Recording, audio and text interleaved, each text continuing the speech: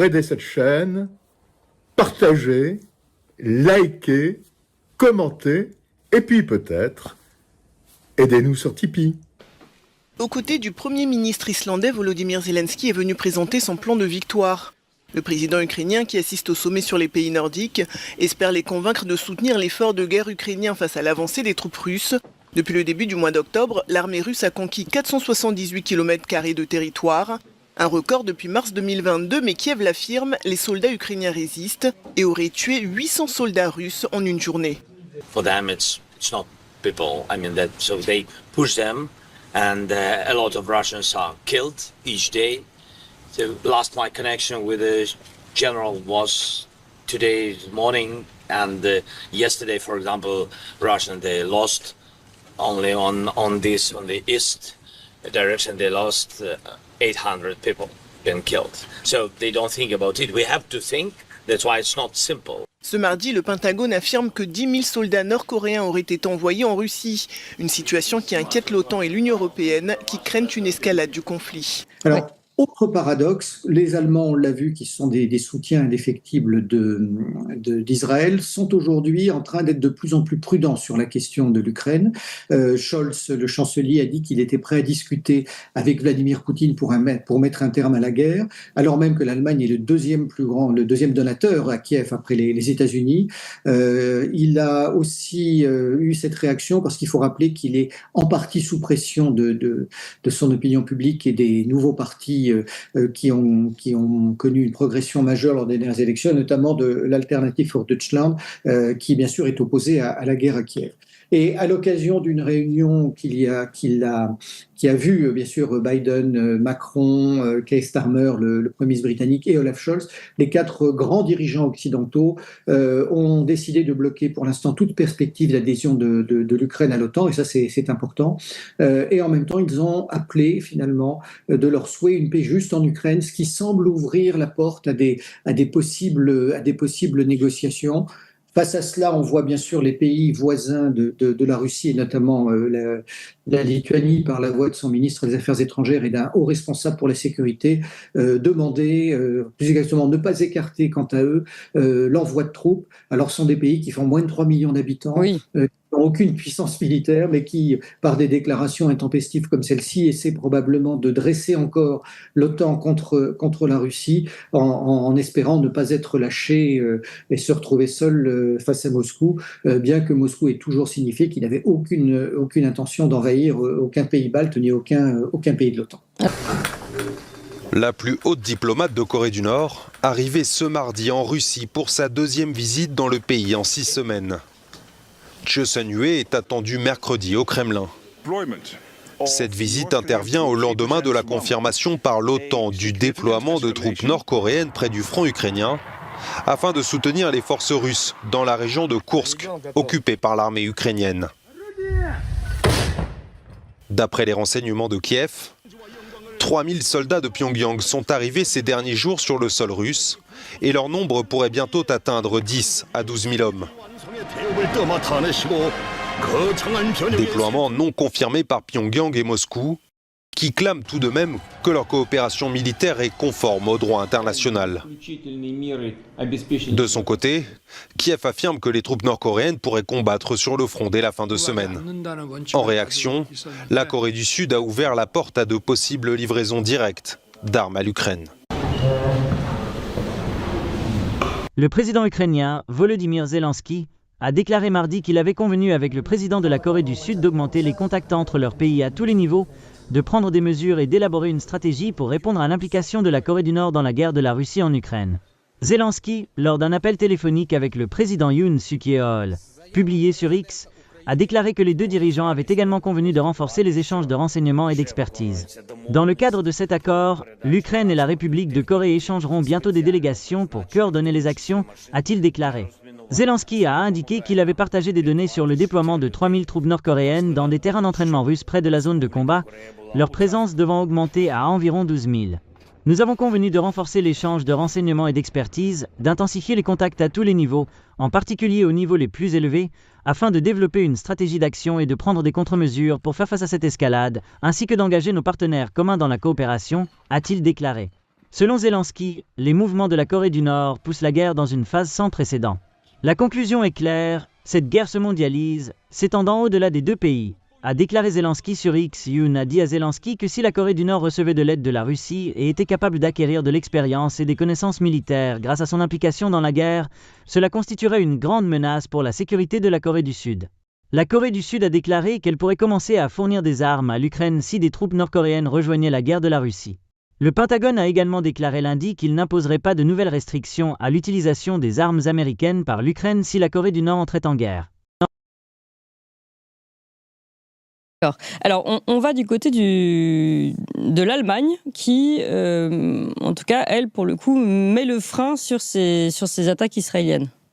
Oui, alors, non, ce que font les Allemands, et c'est assez original, c'est que ça devient aujourd'hui l'un des principaux soutiens à Israël. On voit les déclarations d'Annalena Baerbock, qui a déclaré, et je crois qu'au début on n'arrivait pas à le mesurer, à le croire, que quand les terroristes du Hamas se cachent derrière des gens, derrière des écoles, les sites civils peuvent perdre leur statut protégé si les terroristes en abusent. Donc elle justifie ipso facto les dommages collatéraux et le ciblage des populations civiles, ce qui est assez aberrant. Il faut rappeler que l'Allemagne avait commencé à réduire ses ventes d'armes au cours du premier semestre 2024, alors que l'Allemagne est le plus grand fournisseur d'armes à Israël parmi les pays européens, devant l'Espagne, l'Italie et la Grande-Bretagne, la France étant un fournisseur tout à fait minime. Mais depuis le milieu de l'année, les Allemands ont repris leurs exportations, près de 94 millions d'euros sur le second semestre. Voilà, et ils vont à contre-courant de tout ce que font les autres Européens. Ah oui, ça.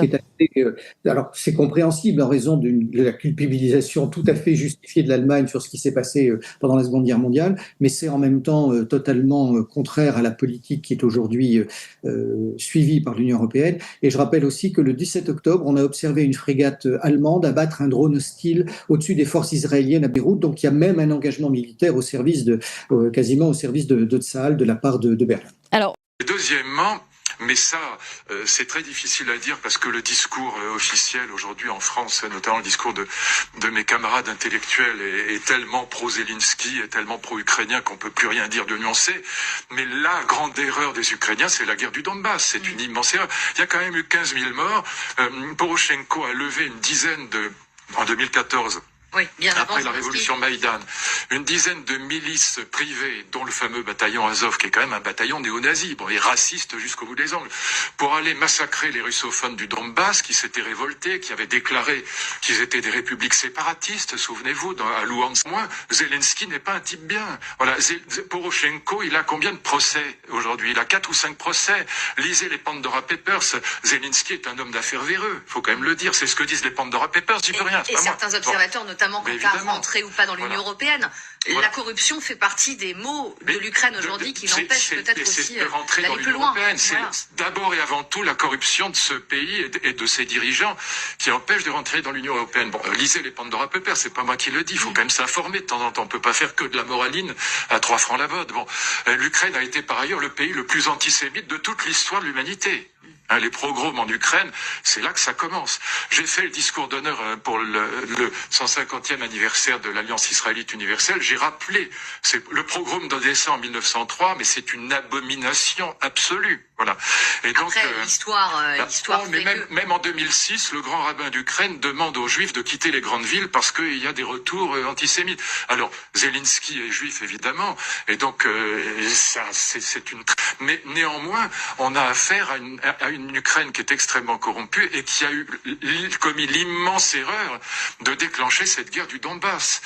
Vous savez, ça aurait été Medvedev président à la place de Poutine, ça aurait été pire pour l'Ukraine. Voilà. N'oubliez pas que Medvedev ne cesse de dire « utilisons les bombes à neutrons » et il reproche à Poutine d'être un mou. Oui. Et je parle pas de Kadyrov, ce serait 1000 fois pire. Voilà. Et donc on a affaire, si vous voulez, à une lutte fraternelle entre l'Ukrainien et Russe qui parlent la même langue d'ailleurs. Les Ukrainiens parlent aussi le russe, ils parlent pas que l'ukrainien. Et donc il y a un moment ou un autre, il y a presque 600 000 morts pour rien. Rien. Entre eux. Vous allez le dire, Poroshenko, c'est pas Zelensky qui a déclenché la guerre du Donbass, c'est Poroshenko qui lui vraiment est. Alors franchement, c'est l'homme d'affaires véreux, mais alors véreux de chez véreux, hein, c'est pas n'importe qui. Bon, et c'est pas moi qui le dis, c'est les tribunaux ukrainiens qui le disent, c'est pas les tribunaux russes. Hein, bon, et donc ce type a déclenché la guerre du Donbass. Il y a eu 6000 civils ont été assassinés parce qu'ils parlaient russe, parce qu'ils étaient pro-russes, parce qu'ils étaient favorables à des républiques séparatistes. Bon, il fallait appliquer les accords de Minsk. Voilà, les accords de Minsk prévoyaient des élections libres dans ces territoires. Jamais l'Ukraine n'a voulu le faire. Voilà. Donc je suis désolé de le dire. Alors je sais, je vais me faire pulvériser sur les réseaux sociaux par les moralistes. Mais vous en avez l'habitude. Oui, mais c'est la vérité ce que je veux dire. Ouais. C'est demander à notre camarade. Oui, il se passe aussi des choses côté ukrainien. Alors j'ai presque envie de dire plus sur un plan politique que sur un plan militaire où la situation n'évolue pas et que les Russes grignotent toujours du terrain.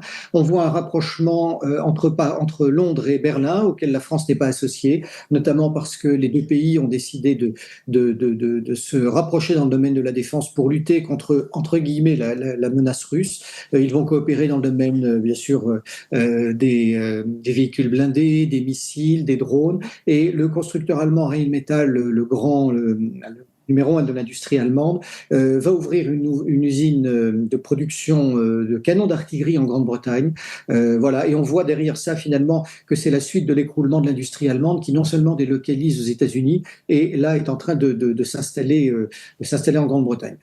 Côté britannique, bien sûr, le discours contre la Russie est toujours aussi fort. Je ne cesse de m'interroger pourquoi cet atavisme aussi virulent des Anglais contre la Russie se manifeste-t-il de cette manière, alors que nous pérorons en France pour avoir formé la brigade Anne de Kiev, c'est-à-dire un peu moins de 5000 hommes. Il faut rappeler que les Britanniques, depuis 2 ans, en sont à près de 80 000 combattants ukrainiens formés sur leur territoire. Donc il y a une agressivité à l'égard de la Russie qui est très forte. Je rappelle aussi qu'aujourd'hui, la British Army, c'est-à-dire l'armée de terre britannique, a à peu près une taille identique à celle qu'elle avait au moment de la bataille de Waterloo. Alors on sait aussi que l'armée française équivaut à peu près en effectif à celle de Louis XIII. Donc être agressif quand on a aussi peu de moyens, c'est quand même quelque chose qui prête à rire. Ça ne va pas mieux pour la Royal Navy, pour la Royal Air Force, mais malgré tout, le discours côté Londres est toujours très fort. Des fuites dans la presse américaine rapportaient que Zelensky serait en privé plus, je cite, flexible face à des négociations à venir, mais en public, il n'en est rien. Poutine, de son côté, déclare accepter par principe de négocier, mais ces conditions, bien sûr, sont très rudes. Le 24 octobre dernier, le dirigeant russe a ouvert la porte à un compromis, à condition toutefois qu'il soit, je cite encore, raisonnable, une manière de dire donc que Zelensky ne l'est pas. Mais Général Pinatel, Vladimir Poutine l'est-il selon vous ? Bien, Vladimir Poutine l'a montré dès le début de la guerre, puisque au moment où il avait déjà conquis près de 33% de l'Ukraine, il était en train de discuter sous l'égide d'Erdogan avec une délégation de Zelensky. Il était prêt à retirer même ses troupes contre la neutralisation de l'Ukraine et la création d'une république autonome du Donbass qui resterait dans le cadre de l'Ukraine. Voilà. Mais aujourd'hui, c'est évident que les conditions de négociation après 2 ans et demi de guerre, au moment où il avance sur l'ensemble du front, ne seront pas les mêmes, d'autant plus que les 4 oblats de Lugansk, de Donetsk, de Mariupol, mais de Zaporijjie et de Kherson sont aujourd'hui font partie du territoire russe et ont été annexés par la Russie et annexion, ratifiée par la Douma russe. Donc pour lui, il est tout à fait clair que il ne négociera pas 1 mètre carré de ces oblasts-là. Et donc c'est tout le problème. Alors, au niveau des Américains, on voit très bien que, du moins du côté de Trump, et je dirais même du côté des gens qui écrivent dans les relations internationales comme Foreign Affairs, le Washington Post et le New York Times, ils disent qu'il ne pourrait y avoir de cessez-le-feu que s'il y avait un abandon d'une partie du territoire ukrainien. Donc aujourd'hui, tout le monde est persuadé, c'est pour ça que le plan de victoire a entraîné pas des moqueries, mais en tout cas, c'est n'importe quoi. Sarcasme. Voilà. En tout cas, un scepticisme total, parce que l'Ukraine aujourd'hui est à bout. Aujourd'hui, nous allons parler d'assassinats ciblés de pilotes. Pourquoi ? Parce que c'est dans les informations, avec le 20 octobre dernier, un pilote de Tu-22 M3, pilote russe, qui avait participé à des bombardements sur des cibles civiles, notamment le centre commercial touché en juillet 2022, mais également le 14 janvier dernier du côté de Dniepro, une cible où il y avait eu de nombreux civils touchés, qui a été assassiné avec un marteau. On va s'intéresser à ce sujet de l'élimination ciblée de pilotes. Et vous allez voir que dans l'histoire, ce n'est absolument pas la première fois, et que tout camp y a déjà réfléchi, que ce soit les Britanniques, mais qui n'avaient pas réussi à passer à l'action en Argentine, ou que ce soit les Iraniens, qui se sont vengés plus de 15 ans après la fin de la guerre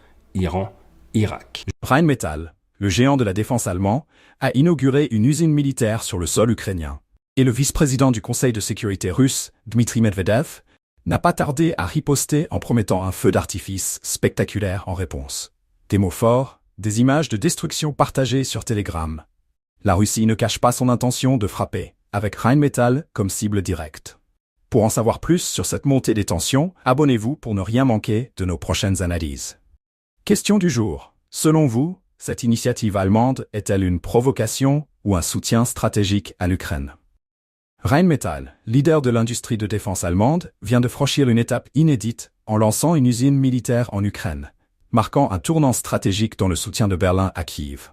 Cette installation, première d'une série de 4, servira à la production de munitions, de systèmes de défense aérienne et bientôt de poudre à canon. Le président de Rheinmetall, Armin Paperker, avait promis ce développement, et c'est désormais chose faite. Cette usine, symbole de l'engagement militaire allemand, fait partie d'un projet plus large visant à renforcer la capacité défensive de l'Ukraine face à la Russie. Mais le lancement de cette usine a déclenché une vague de colère à Moscou. Dmitry Medvedev, figure influente au sein du Kremlin, a vivement réagi en annonçant que cette nouvelle infrastructure allemande ne serait pas sans conséquences. Qualifiant la présence de Rheinmetall en Ukraine de provocation inacceptable, Medvedev a prévenu d'un feu d'artifice russe en guise de réponse. Sur Telegram, il a accompagné ses propos d'images d'une explosion massive, donnant un avant-goût de ce que pourrait être la riposte de la Russie. Ces déclarations interviennent alors que Moscou accuse déjà l'Occident de soutenir militairement l'Ukraine pour affaiblir sa position. L'industrie allemande de défense, représentée ici par Rheinmetall, profite largement de la guerre en Ukraine, une réalité que les chiffres confirment. En 2023, l'entreprise a vu son chiffre d'affaires grimper de 12% pour atteindre plus de 7 milliards d'euros. Son bénéfice net a quant à lui augmenté de 9%, s'établissant à environ 600 millions d'euros. Cette croissance s'explique en partie par les contrats de fourniture militaire à l'Ukraine, une situation qui bénéficie économiquement à Rheinmetall, tout en exacerbant les tensions internationales. Alors, l'Ukraine est à bout sur le plan personnel, mais ce qu'il faut savoir aussi, c'est que l'Occident, alors l'Europe et les États-Unis qui le soutiennent, sont, comme l'a écrit The Economist, we are out of weapons. C'est-à-dire que on n'arrive pas à suivre le besoin de munitions et de matériel. Alors, les Américains pourraient le faire, mais ça met en cause leur responsabilité au niveau mondial. Je rappelle quand même que dès avril 2023, l'amiral Cold, qui dirige la marine chef d'état-major de la marine des États-Unis, appuyé par son secrétaire d'État, qui est le ministre de la Marine, a dit que il y avait tellement de retard dans les missiles mer-mer qui lui étaient livrés, qui sont les SM-6, qu'il ne pourrait pas, si ça continuait comme ça, gagner une guerre face à la marine chinoise.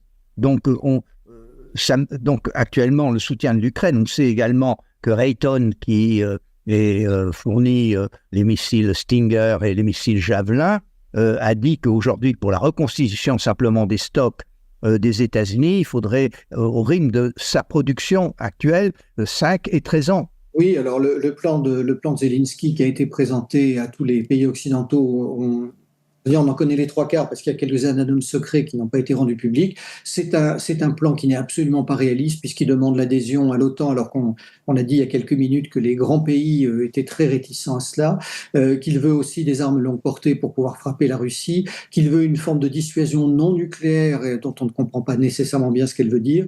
Il veut aussi que la production industrielle et agricole et les ressources naturelles de l'Ukraine soient protégées et il se propose même à la fin de la guerre de remplacer les contingents occidentaux de l'OTAN par des soldats ukrainiens. Donc tout ça est encore une espèce de fuite en avant alors que son pays est dans une situation de plus en plus difficile. Et il faut rappeler également qu'il a refusé de recevoir Antonio Guterres, le secrétaire général des Nations Unies, qui voulait se rendre à Kiev après avoir été justement au sommet de Kiev, considérant que l'Ukraine avait été humiliée par le fait que Guterres avait serré la main de Poutine à l'occasion du sommet des BRICS. Oui.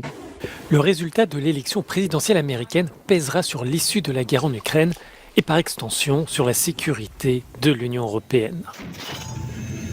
Si Donald Trump se vante de pouvoir négocier un accord de paix en 24 heures entre Kiev et Moscou, le retour du candidat républicain à la Maison-Blanche et son discours isolationniste laissent entendre que les Européens devront assumer l'essentiel du soutien à l'Ukraine.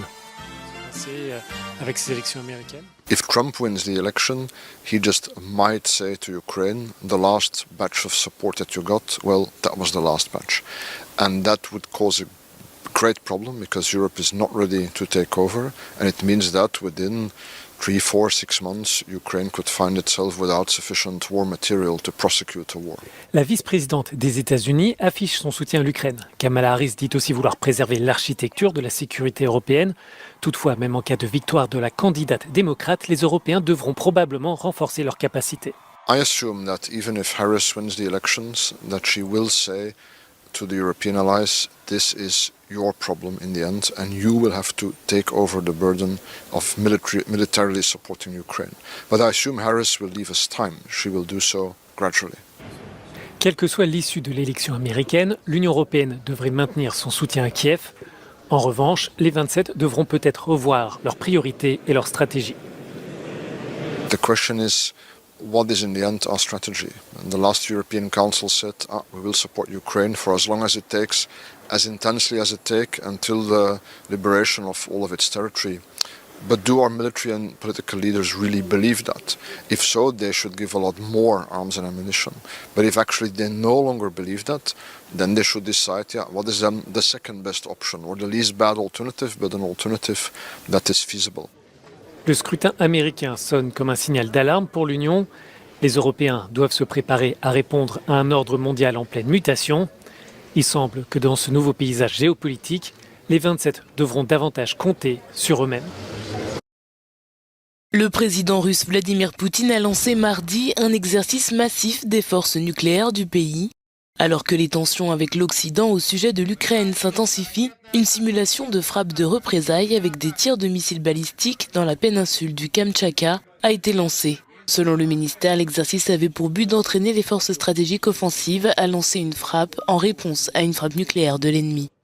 Compte tenu de l'augmentation des tensions géopolitiques, de l'émergence de nouvelles menaces et de nouveaux risques extérieurs, il est important de disposer de forces stratégiques modernes, constamment prêtes à être utilisées au combat. Nous continuerons à améliorer toutes leurs composantes. J'insiste sur le fait que nous n'allons pas nous engager dans une nouvelle course aux armements, mais que nous maintiendrons les forces nucléaires au niveau de suffisance nécessaire. Le mois dernier, le dirigeant russe a averti les États-Unis et les alliés de l'OTAN que permettre à l'Ukraine d'utiliser des armes à plus longue portée fournies par l'Occident pour des frappes à l'intérieur de la Russie mettrait l'OTAN en guerre avec son pays. Les manœuvres de mardi font suite à une série d'autres exercices des forces nucléaires russes.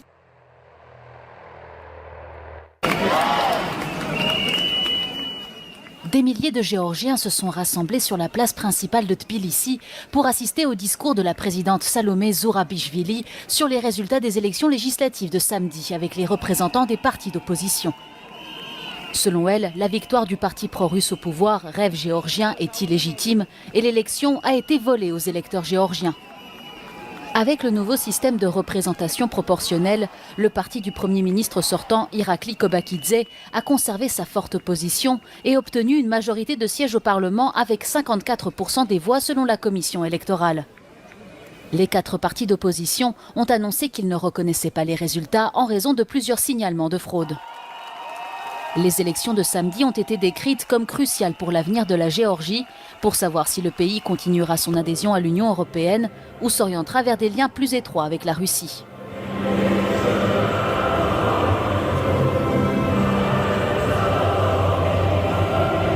Et en Géorgie, c'est très bizarre, j'ai pas écouté l'intervenant précédent qui, si j'ai bien compris, est en Géorgie. Moi, je vais vous donner mon interprétation. J'espère qu'elle sera pas contraire à ce qu'il a dit.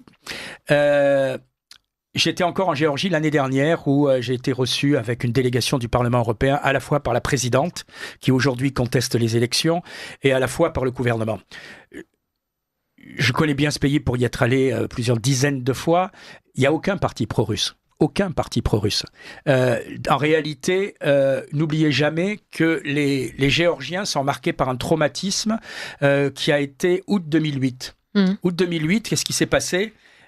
Si on lit les rapports de l'OSCE, M. Saakashvili, président de la Géorgie du moment, avait commencé à bombarder une localité qui s'appelle Tchimvali. C'est le rapport de l'OSCE, je suis désolé, ça a commencé comme ça.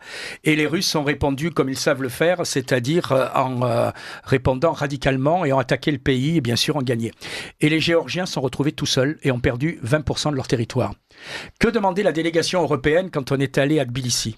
Elle disait aux responsables du gouvernement, vous devez prendre des sanctions contre la Russie, vous devez arrêter de commercer avec la Russie, vous devez bloquer telle et telle relation avec la Russie. Et que nous disaient les membres du gouvernement ? Ils nous disaient, vous êtes bien gentils, mais c'est notre voisin, on est 50 fois plus petit, et la dernière fois, vous nous avez laissés tout seuls dans la merde. Et donc, en réalité, le vainqueur et le vaincu sont pro-européens. Sauf qu'il y a des pro-européens réalistes, un peu à la hongroise, et il y a des pro-européens utopistes à la von der Leyen. Voilà, c'est tout. Et je présenter ça comme je l'entends dans la presse, le parti pro-russe a gagné, c'est grotesque, il n'y a pas de parti pro-russe. Oui, le parti dont on parle, c'est le parti du milliardaire Bidzina Ivanishvili, qu'on appelle Georgia Dream. Ivanishvili qui a un passeport français pour la petite histoire, qui est quelqu'un qui a fait fortune et qui est milliardaire et qui finance son parti. Et je le disais tout à l'heure, j'ai été député des Français de l'étranger, j'invite tous ceux qui ont un internet à aller sur leur site et taper lycée français du Caucase. Ils verront un magnifique lycée français à Tbilissi. C'est le milliardaire qui l'a offert à la France, pour vous dire à quel point il est anti-occidental, parce qu'il voulait tout simplement que son fils ait une éducation française. Voilà. Et quand je vous dis un lycée qu'il a offert, il y a terrain de foot, piscine couverte, etc. Voilà. Donc tout ça, quand on vous dit il est hostile à l'Europe, etc., c'est une vaste blague. Voilà. L'histoire a appris aux Géorgiens que quand on les a excités et quand on les a encouragés, ils se sont retrouvés tout seuls. Aucun n'est pro-russe. Ils pensent simplement que déclencher une sorte de nouveau conflit où ils seraient en première ligne comme les Ukrainiens, c'est du suicide. Et je pense que malheureusement, ils ont raison. Intimidation, achat de voix ou encore falsification de vote électronique. L'opposition géorgienne accuse le parti du Premier ministre Irakli Kobakidze d'avoir bénéficié de fraude lors des élections législatives samedi. Après la victoire du parti pro-russe au pouvoir Rêve géorgien, Bruxelles appelle à enquêter sur les accusations de fraude électorale. They have a right to know what happened this weekend, and they have a right to see that electoral irregularities are investigated swiftly, transparently and independently. Selon les observateurs de l'OSCE, les élections ont été organisées dans des conditions acceptables tout en relevant de potentielles pressions exercées sur nombre d'électeurs. Ce lundi, 13 pays européens ont condamné la violation des règles internationales lors du scrutin, jugées incompatibles avec les normes attendues d'un pays candidat à l'adhésion à l'UE. To rzeczywiście niepokojące, że wynik wyborów wybiega tak znacznie odbiega od przewidywań. W tej chwili badane są techniczne aspekty procesu liczenia głosów, no i nieregularności, które zostały stwierdzone. Voix européenne discordante, le Premier ministre hongrois Viktor Orban, proche de Moscou, s'est rendu lundi soir en Géorgie saluant la victoire écrasante du parti au pouvoir. Un pied de nez à l'UE, dont son pays assure la présidence tournante. La Chine se prépare à lancer la mission Shenzhou 19, sa dernière mission habitée de l'année. Les 3 taïkonautes, Cai Xuzhe, Song Lingdong et Wang Haoze, devraient partir pour la station spatiale Tiangong à 4h27, heure de Beijing, mercredi. Après sa mise en orbite, le vaisseau spatial Shenzhou 19 effectuera un rendez-vous et un amarrage automatisé rapide avec la station spatiale en 6h30 environ. L'équipage remplacera les taïkonautes de Shenzhou 18 qui sont en poste à la station spatiale depuis le mois d'avril. L'agence chinoise des vols spatiaux habités a également annoncé que le 4e groupe de 10 nouveaux taïkonautes chinois s'entraînait pour des missions spatiales incluant des tâches dans la station spatiale et de futurs alunissage. 35 800 milliards de dettes aux États-Unis, c'est un gouffre évidemment encore plus grand que le nôtre, à 3 000 milliards. Et ça, 2,4 milliards de dollars, c'est la dépense engagée chaque jour pour rembourser les seuls intérêts de la dette américaine. Eux, ils en sont à 2,4 milliards par jour. Alors, ils s'en foutent parce qu'ils ont le dollar, et c'est pour ça qu'ils veulent protéger le dollar, qui est une monnaie de singe, en fait, qui ne vaut plus rien. Et vous avez là, actuellement, des analystes financiers qui expliquent très simplement qu'ils vont jouer sur la dette. Voilà ce que dit un de ces traders. Nous allons nous retrouver ruinés vraiment rapidement, à moins qu'on ne devienne sérieux sur la question de nos dépenses. La question étant, après l'élection, allons-nous connaître une crise de Minsky aux États-Unis sur les marchés obligataires? Alors Minsky, c'est Hyman Minsky qui a donné son nom au moment de l'éclatement d'une bulle spéculative qui précipite une catastrophe financière générale. Les subprimes, par exemple en 2008. Alors, c'est Paul Tudor Jones qui dit ça au Figaro. Il gère 20 milliards de dollars et il envisage de ne plus détenir d'obligations en portefeuille, de spéculer pour profiter d'un effondrement prévisible à ses yeux des obligations à long terme du Trésor américain. Donc là, vous avez des gestionnaires de fonds américains qui vont parier sur l'effondrement des obligations du Trésor américain. Parce que 35 000 milliards de dettes, c'est intenable. Et parce que le dollar vaut plus rien et qu'en plus, vous avez un mouvement mondial de dédollarisation de gens qui ne veulent plus jouer le jeu. Donc, ce qui va se passer, c'est une crise financière énorme dans les mois qui viennent. Ça, il n'y a pas besoin d'être devin. Il suffit de lire la presse, de suivre la revue de presse du Monde moderne. Vous aurez compris que ce qui nous attend est une crise financière énorme, l'équivalent de 2008, en pire. 2 choix. Un moratoire sur les dettes, en disant, bon, écoutez, on ne peut pas continuer comme ça, on ne peut pas demander aux gens de donner un rein pour rembourser la dette, ça me paraît beaucoup trop compliqué. L'autre choix, qui semble être celui adopté par de nombreux responsables, la guerre. La guerre, c'est ce qui efface les ardoises, et c'est ce qui permet de remettre une pièce dans la machine à broyer des humains qui s'appelle le capitalisme. Des élections aux États-Unis, c'est dans 1 semaine, et en fait, on a beau regarder tous les sondages, jamais un scrutin. Alors peut-être qu'il ne sera pas serré au final, mais là on a l'impression que c'est vraiment du coude à coude, y compris dans la dernière ligne droite. Oui, bonjour Pascal, bonjour à toutes et à tous. Effectivement, il faut être très prudent par rapport aux enquêtes d'opinion parce que tous les sondages concernant les 6 ou 7 swing states, les 6 ou 7 États où ça va probablement se jouer, sont dans la marge d'erreur. Et donc, il faut être très précautionneux sur les conclusions qu'on peut en tirer. Effectivement, il peut y avoir au final, comme en 2020, une large victoire d'un des 2 candidats, avec malgré tout le fait de gagner qui se joue à quelques milliers ou quelques dizaines de milliers de voix près dans les États les plus importants. On part maintenant aux États-Unis. À moins d'1 semaine de la présidentielle américaine, Kamala Harris vient de faire son réquisitoire final devant un lieu symbolique, la Maison-Blanche à Washington. La candidate démocrate s'est adressée devant près de 70 000 personnes à l'endroit même où Donald Trump avait fait son discours en janvier 2021. Kamala Harris a une fois de plus attaqué Donald Trump, évoquant, je cite, un homme instable, obsédé par la vengeance, rongé par le ressentiment, en quête d'un pouvoir sans limite. Fin de citation. Aux États-Unis, on retrouve la correspondante d'Europe 1, Aviva Fried. Oui, dans un discours passionné, parfois très personnel, Kamala Harris a déroulé sa vision de l'Amérique, celle d'un pays qui surmonte tous les obstacles, un pays de liberté, d'espoir et d'unité, à l'opposé de ce que propose Donald Trump. Donald Trump a passé une décennie à tenter de diviser les Américains, de faire qu'ils aient peur les uns des autres. Mais en Amérique, nous ne sommes pas comme ça. La vice-présidente s'est posée en patriote, voulant s'élever au-dessus des partis, prête à travailler avec le camp d'en face. De l'autre côté, justement, le ton était radicalement différent. Donald Trump a martelé ses thèmes favoris, celui d'un pays en perdition à cause de l'immigration, ou encore les élections volées par des ennemis peu scrupuleux. Notre pays est dirigé par des gens stupides, des gens au QI très bas. Ces gens sont des malades. On veut un pays uni, mais il y a beaucoup de gens malfaisants. Deux visions qui s'affrontent pour tenter d'obtenir les quelques voix qui peuvent faire la différence, au terme d'une campagne qui a surtout épuisé les Américains. Il est important là de dire que l'objectif des BRICS n'est pas de remplacer les systèmes existants.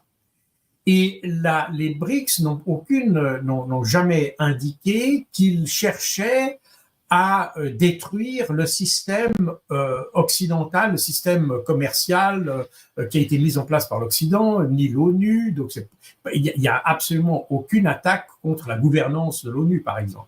Bien au contraire, d'ailleurs, quand vous lisez le communiqué, c'est un communiqué de 33 pages qui a été publié le 23 octobre. C'est un communiqué de 33 pages et de plus de 134 articles, si ma mémoire est bonne. Et dans cet article, dans ce communiqué, on revient constamment à la référence des Nations Unies. Donc, la question de la gouvernance des Nations Unies n'est pas du tout remise en question dans cette affaire. Et je vous rappelle d'ailleurs qu'Antonio Guterres a été au sommet, assisté au sommet des BRICS et a même fait une allocution, ce qui lui a valu d'ailleurs la réunion qu'il avait avec Zelensky a été annulée. D'ailleurs, puisqu'il avait été parlé en Russie et il avait parlé à Vladimir Poutine, Antonio Guterres a été exclu de la réunion qui était prévue avec Volodymyr Zelensky par la suite. Bref, les systèmes occidentaux qui sont très souvent d'ailleurs basés aux États-Unis, on a parlé des cartes de crédit, etc. Eh bien, ces systèmes sont vulnérables aux sanctions occidentales.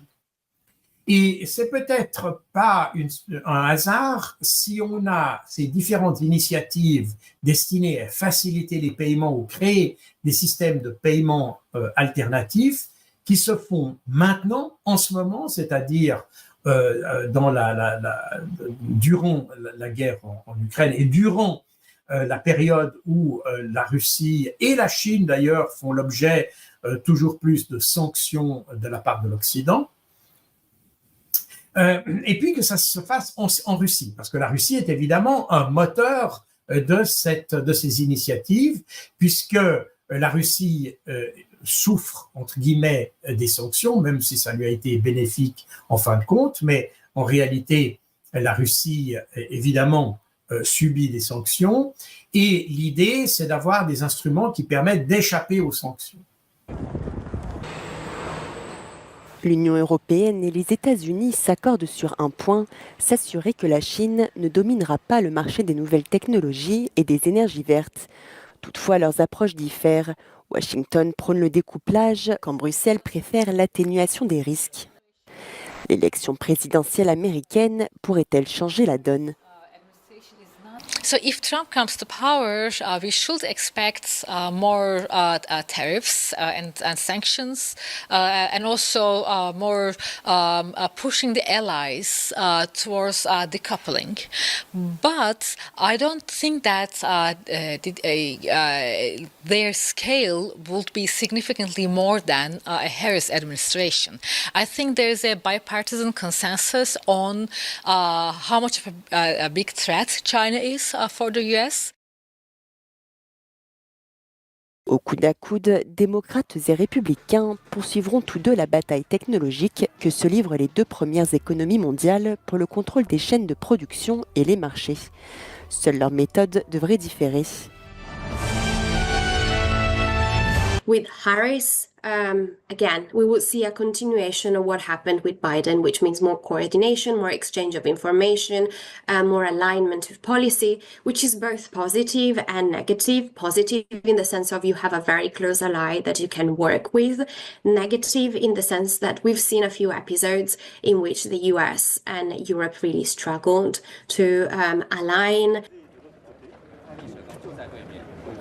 L'Union européenne voit la Chine comme un partenaire commercial et un rival systémique. Au contraire, Washington voit Beijing comme un concurrent à son hégémonie en déclin. Aussi, si les États-Unis ont cherché à se découpler de la Chine, l'Union européenne ne veut pas couper les ponts avec le géant asiatique car leurs chaînes d'approvisionnement sont trop imbriquées. Les 27 ont toutefois durci le ton.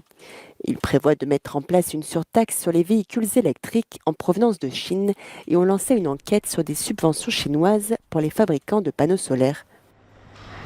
Escalation of the US-China relations, the tension between these two countries. The US would definitely come down hard on Europe for decoupling. Leaving the moderate, relatively more moderate de-risking strategy in favor of a very sharp decoupling from China, which I think Europe cannot afford. Face à une politique imprévisible de Donald Trump à l'égard de Beijing, l'Union européenne et la Chine sont maintenues dans le flou. Deux compagnons de l'ombre à la tête de la puissante organisation chiite libanaise. Naïm Kassem a été nommé nouveau chef du Hezbollah. Il succède à Hassan Nasrallah, tué en septembre par une frappe aérienne israélienne. L'homme est un des fondateurs du mouvement créé en 1982 sous l'impulsion de l'Iran dans la foulée de l'invasion israélienne du Liban. Il en est même devenu le secrétaire général adjoint, un an après la fin de la guerre civile au Liban. Peu après cette annonce, le Hezbollah a juré de poursuivre la politique de Nasrallah. Les choses ne vont pas mieux au Moyen-Orient. Aucune puissance extérieure ne semble désireuse ou en capacité d'arrêter le génocide, enfin en tout cas l'épuration ethnique à Gaza et la destruction du Liban, malgré quand même des appels de plus en plus fréquents. Le haut-commissaire aux droits de l'homme de l'ONU a dénoncé de possibles crimes atroces de l'armée israélienne dans le nord de la branche de la bande de Gaza. L'ONU évoque les heures les plus sombres de la guerre en cours, donc c'est quand même assez fort. Les Américains s'y mettent aussi, puisque le New York Times décrit le fait que des officiers de renseignement et des agents ont utilisé, depuis le 7 octobre 2023, des civils gazaouis pour explorer les tunnels et des zones possiblement minées. C'est une pratique qui, semble-t-il, a pris une ampleur assez importante. Tout ça pour éviter de mettre des soldats israéliens en danger. On voit à l'inverse des provocations, des déclarations de plus en plus virulentes de la part d'un certain nombre de ministres extrémistes du gouvernement israélien qui disent aux habitants de Gaza qu'ils leur donnent l'opportunité finalement de partir, car c'est pour eux, Gaza est la terre d'Israël. Donc ils leur disent c'est la terre des Juifs, vous disparaîtrez de cette terre, ce qui est absolument aberrant et qui bien sûr ne correspond pas à la vision de la totalité de la population israélienne. Donc on le voit, une situation humanitaire qui est totalement catastrophique. Les habitants se déplacent d'un endroit à l'autre, mais restent sur les bombardements. Et ça finit même par faire réagir Kamala Harris, dont on sait qu'une partie de la base électorale est pro-palestinienne, qui dit qu'il y a maintenant beaucoup trop de victimes innocentes et qu'elle pensait que la mort de Yahya Sinwar aurait arrêté le conflit. Voilà. Et puis on a vu, et je pense que c'est aussi important, il y a une dizaine de jours, des soldats israéliens, un millier de soldats israéliens qui considèrent que la ligne rouge a été franchie et qui refusent pour l'instant de servir dans l'armée à Gaza s'il n'y a pas d'accord sur un cessez-le-feu. On est finalement dans une situation un peu particulière parce que on observe de part et d'autre d'ailleurs, et comme c'était le cas après les frappes précédentes, qu'elles soient iraniennes ou israéliennes, c'est pour ça que les deux parties restent assez avares d'informations sur la manière dont ils ont conduit l'opération d'une part, sur le résultat des opérations d'autre part. Donc, on reste un petit peu dans une sorte de flou artistique qui est peut-être parce qu'il va se dissiper d'ici quelques jours. D'ailleurs, on commence à avoir un peu des informations un peu plus précises sur la nature des opérations. Ce qui est important de dire, c'est que Israël, pour différentes raisons, se sentait obligé de répondre, comme l'Iran se sentait obligé de répondre au 1er octobre, et comme l'Iran se sent déjà aussi obligé de répondre à cette attaque. Donc, on est un petit peu dans une situation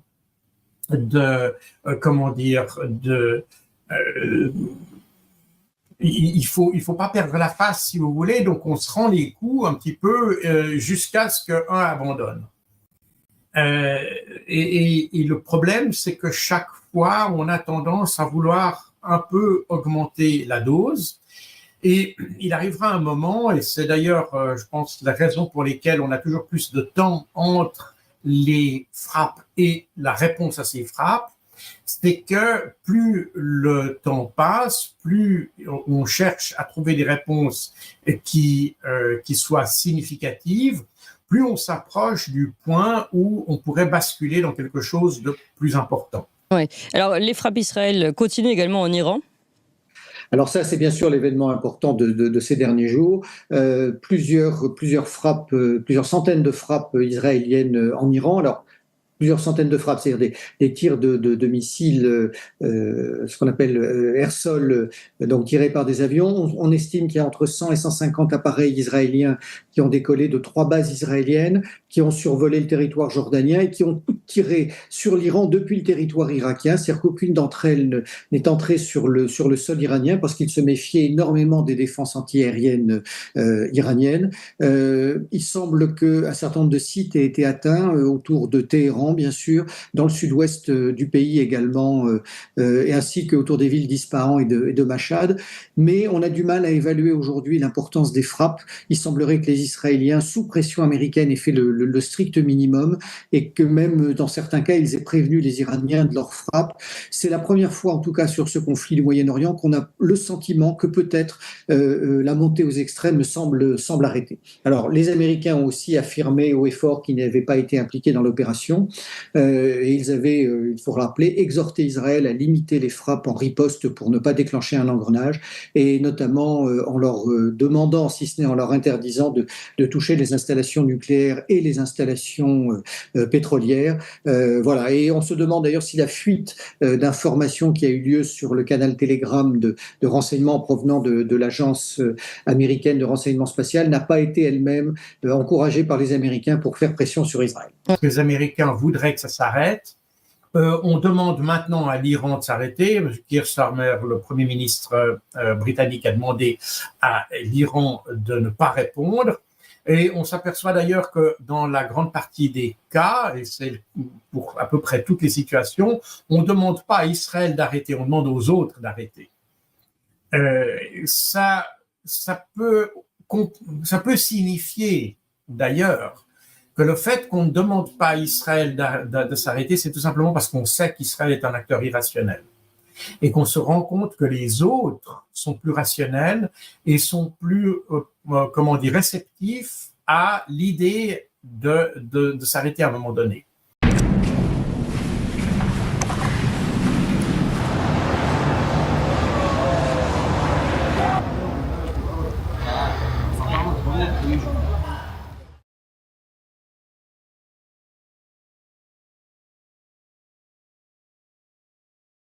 استقبلنا أكثر من 35 عائلة وزعناها على أصدقائنا من الناس المتبرعين جزاهم الله خير. هذه البيوت من أهل الخير وأهل العطاء أعطونا، بحيث وصلت لمرحلة أنه في بعض العوائل طلعت من مساكنها وجابت عوائل لبنانية سكنت محلها أو بالدار اللي كانوا يسكنون به. ليه صعبة؟ أربعة مرتين وثلاثة. عندي بيت بالجنوب وبيت ببيروت، بيت بالضاحية وبيت بالجنوب. تركت كل رزقي وتركت أهلي. آخر شيء فكرنا نطلع على العراق، بس كانوا يحذرونا إنه نجي لهون. كانوا يطلعوا إشاعات إنه عم ياخذوا العالم عم يزتوها وين ما كان بالصحراء، لا أكل لا شرب ولا شيء. قلت لها لعائلتي أنا لو بدي موت بالعراق بدي أطلع على العراق.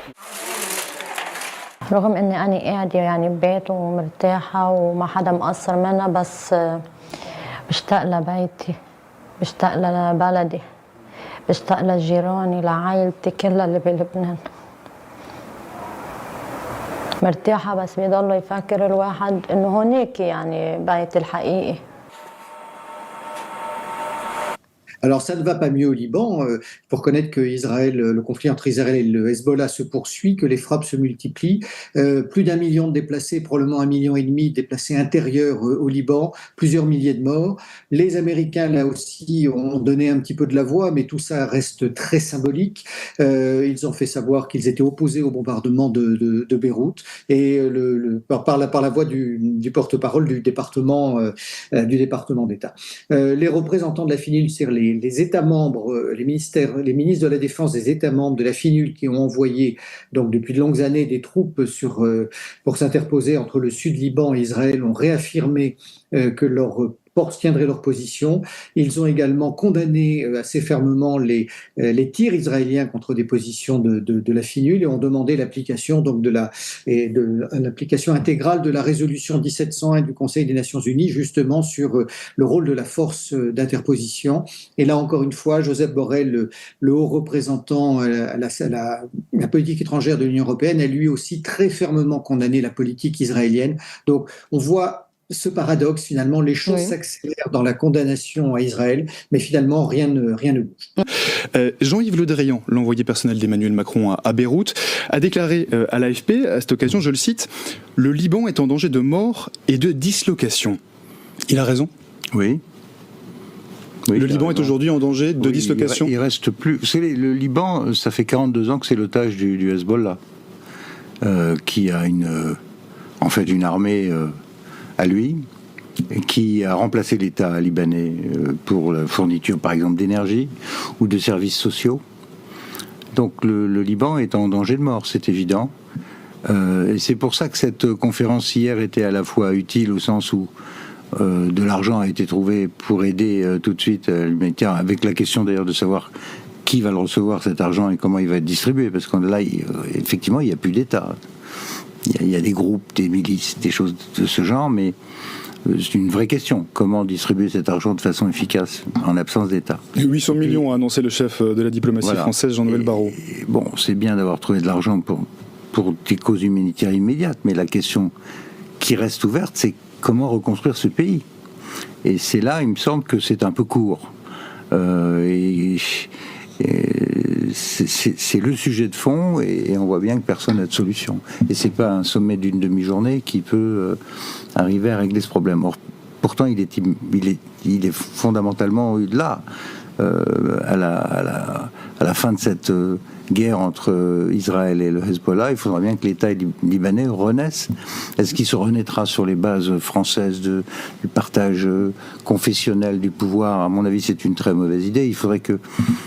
je me demande, si vous voulez, livrer le fond de ma pensée, je me demande si, au fond, il n'est pas temps que l'ONU exerce une sorte de protectorat temporaire sur ce pays, le temps de le reconstruire, de fabriquer des élites qui puissent travailler ensemble et pas uniquement pour telle ou telle communauté. On voit bien que le pays est totalement paralysé à cause de ces partages ethniques et religieux. Peut-être que la mise sous tutelle pendant une période, avec une aide massive des États du Golfe, des Européens, des Américains, permettrait de reconstituer cet État. Sinon, on peut être inquiet pour son devenir, oui. Donc, on a une centaine d'avions qui ont été mobilisés pour cette opération et des missiles qui sont tirés à partir d'avions à une certaine distance de la frontière iranienne, de façon à rester hors de portée des missiles antiaériens iraniens. Donc, on voit que c'est une opération qui est déjà rendue complexe par la nature technique du problème. Alors, apparemment, il semblerait que les Israéliens aient prévu une attaque en plusieurs vagues. Une première vague qui avait pour mission de détruire les installations de défense antiaérienne iraniennes pour ouvrir un passage, si vous voulez, aux autres avions qui, eux, attaquent les vrais objectifs que l'on cherche à avoir. Et c'est le problème qu'ont eu les Américains, etc. C'est pas un problème. Ils ont Ils ont mené des guerres en Afghanistan, en Irak, etc., contre un adversaire qui était inférieur. Par conséquent, les avions pouvaient évoluer librement dans le ciel. Et c'est le cas des Israéliens qui peuvent bombarder allègrement le Liban, les populations libanaises, la population gazaoui, la population en Cisjordanie, parce qu'il n'y a pas de défense antiaérienne. Mais on se... Moment de recueillement à Nuseirat, au centre de la bande de Gaza. Une frappe israélienne y a touché un camp de déplacés, faisant au moins 10 victimes, certaines très jeunes. Une autre frappe est survenue au cours de la nuit de lundi à mardi dans le nord, à Beth Laïa, sur un immeuble où résidaient 200 personnes. Au moins 60 d'entre elles y ont perdu la vie. Les blessés ont été transportés non loin à l'hôpital Kamal Adwan, où de nombreux patients s'entassent, mais ne peuvent y recevoir que des soins de première urgence. Car l'hôpital a lui aussi été pris pour cible par l'armée israélienne la semaine dernière. Selon Tsahal, des terroristes se cachaient à l'intérieur. 100 personnes y ont été arrêtées.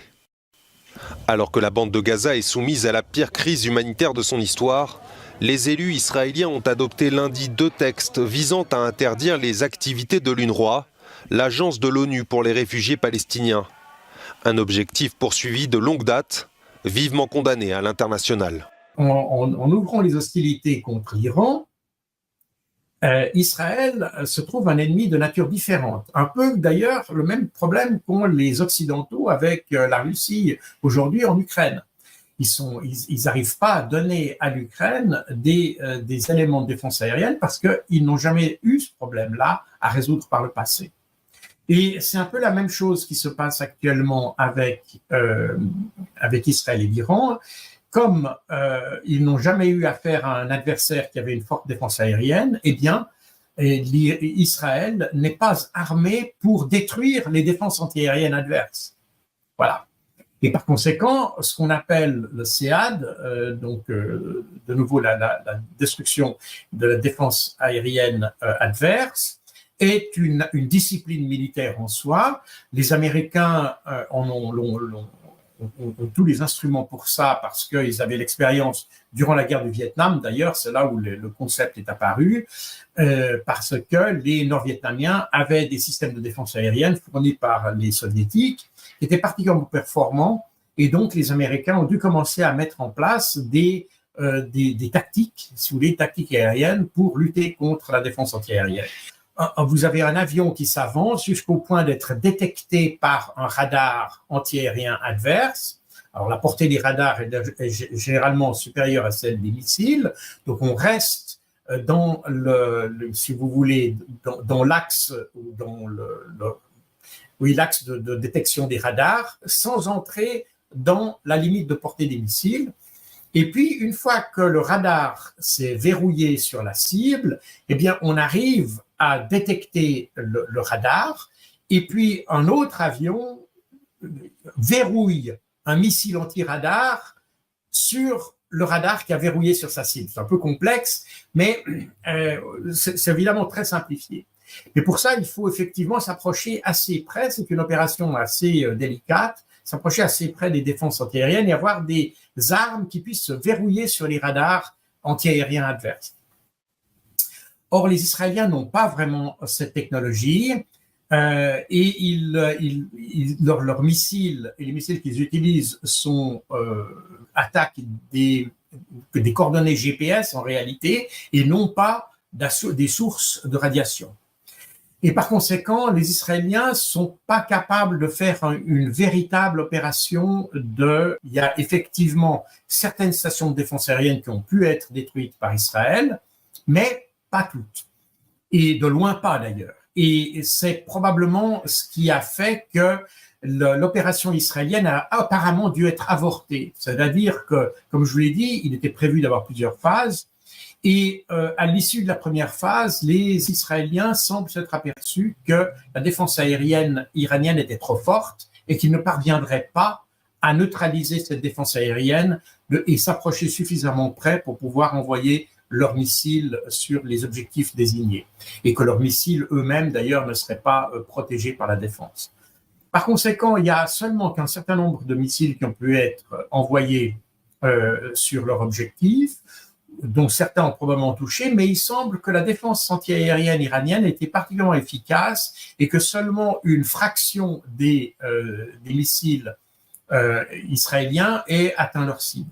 C'est un succès en demi-teinte pour Israël. Il y a certains objectifs qui ont été touchés, mais l'opération n'a pas pu être menée à bien et personnellement, je pense qu'il s'agirait plutôt d'un succès iranien.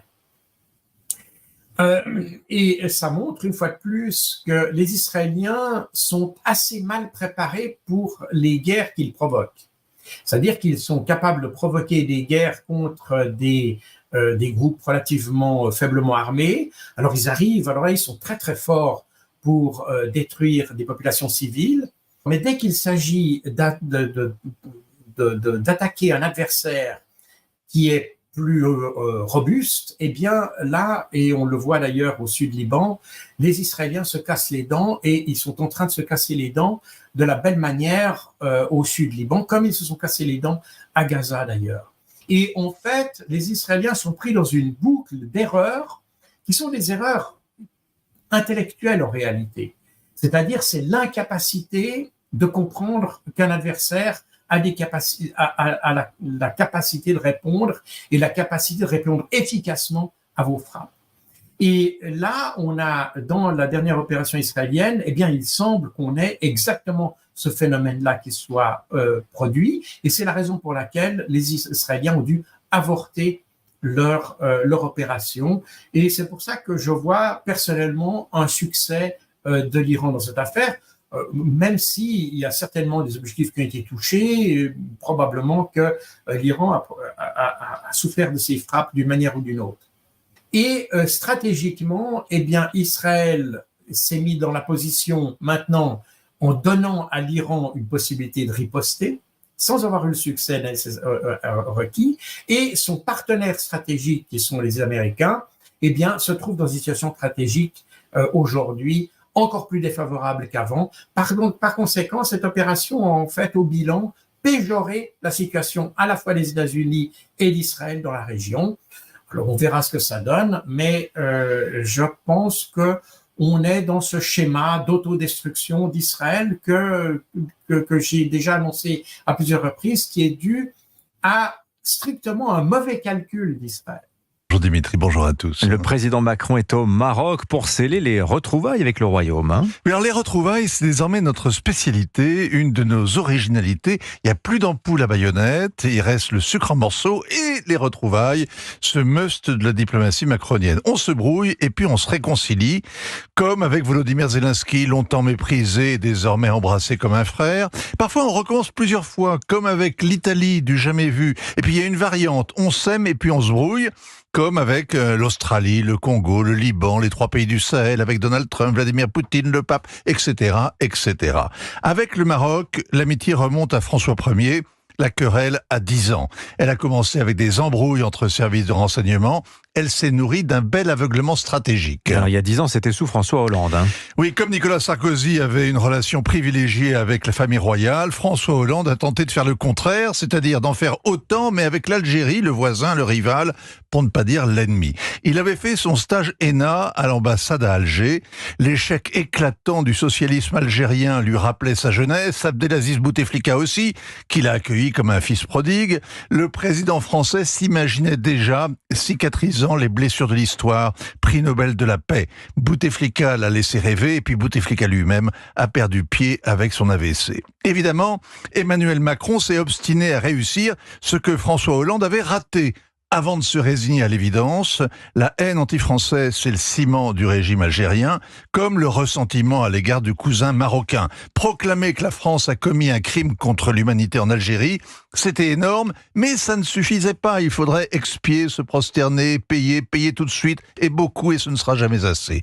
Fin de la bromance donc, avec le général Tebboune, qui a encore annulé sa visite officielle le mois dernier à Paris, car entre-temps, il y a eu la révélation marocaine. Ah oui, la reconnaissance de la marocanité du Sahara occidental. C'est la cause sacrée des Marocains depuis 50 ans, 49 ans exactement.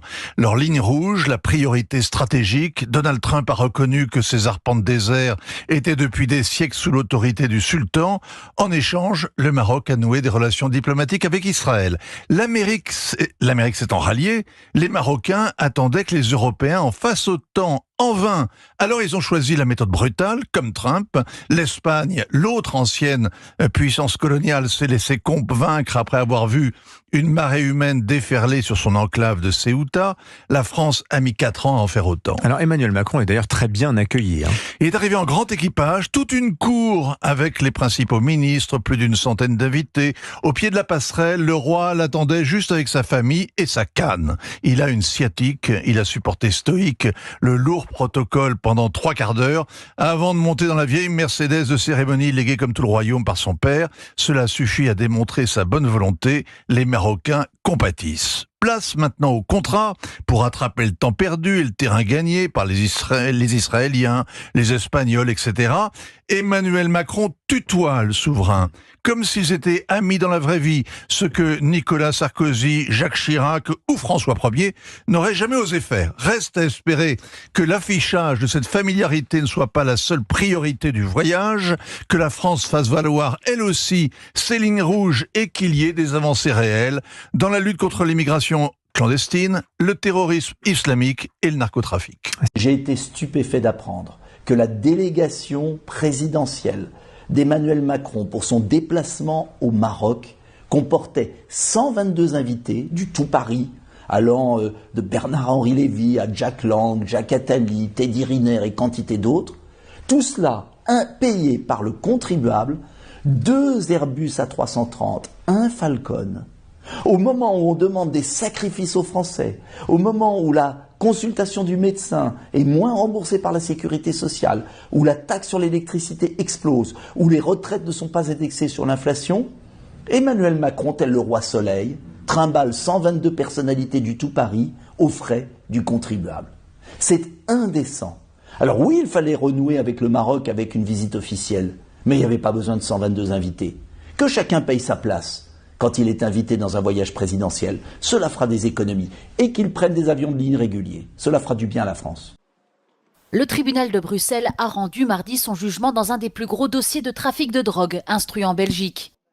Plus de 120 hommes et femmes condamnés pour des délits liés à du trafic de stupéfiants avec un important réseau criminel qui opérait jusqu'en Amérique du Sud et au Maroc.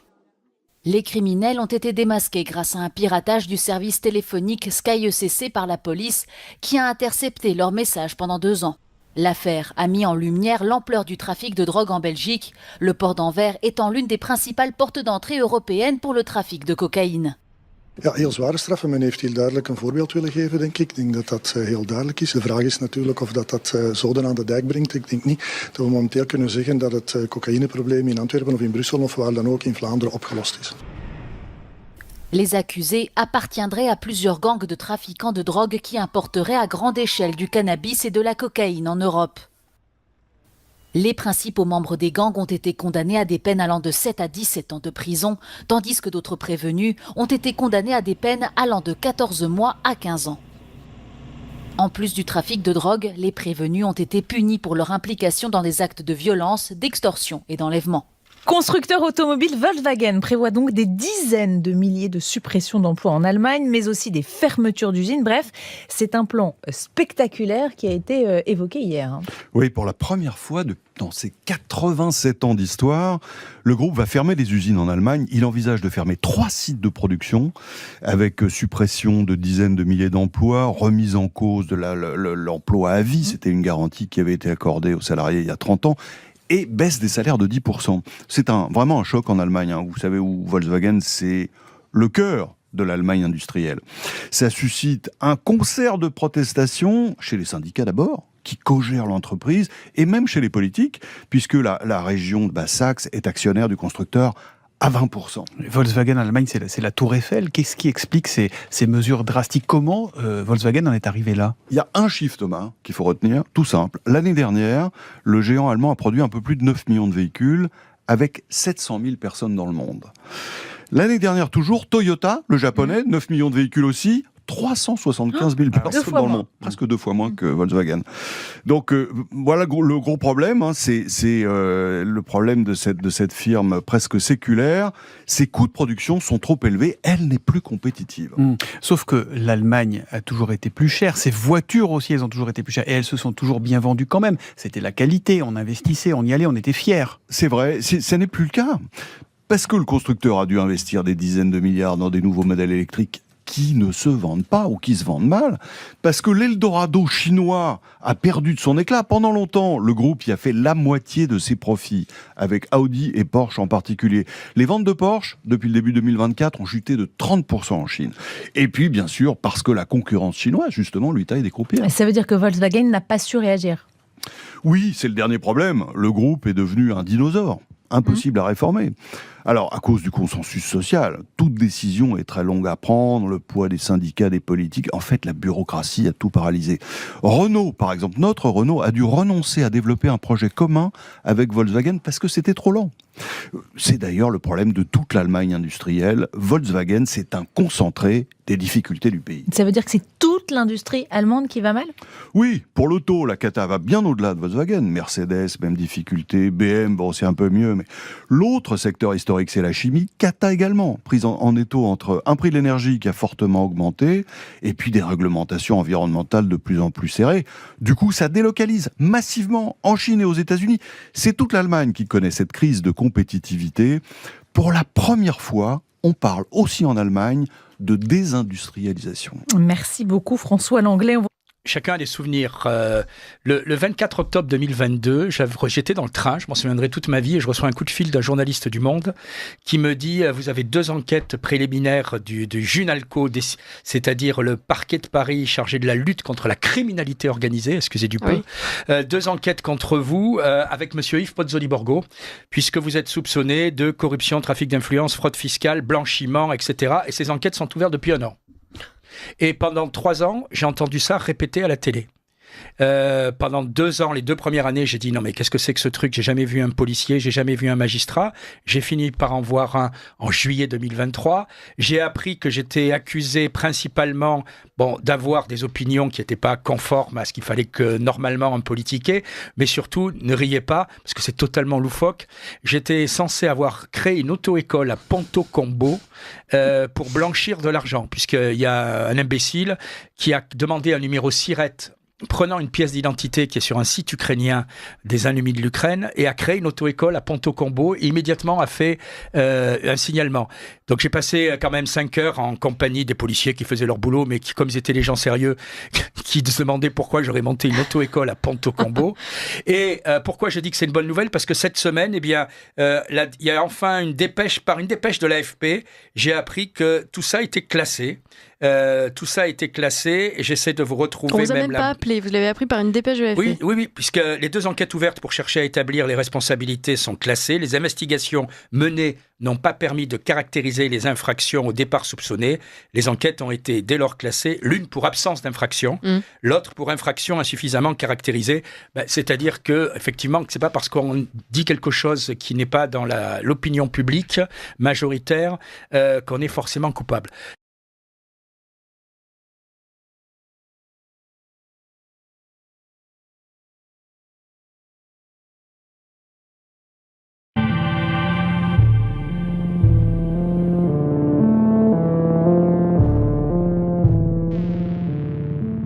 Alors, pour aider cette chaîne, partagez, likez, commentez, et puis peut-être, aidez-nous sur Tipeee.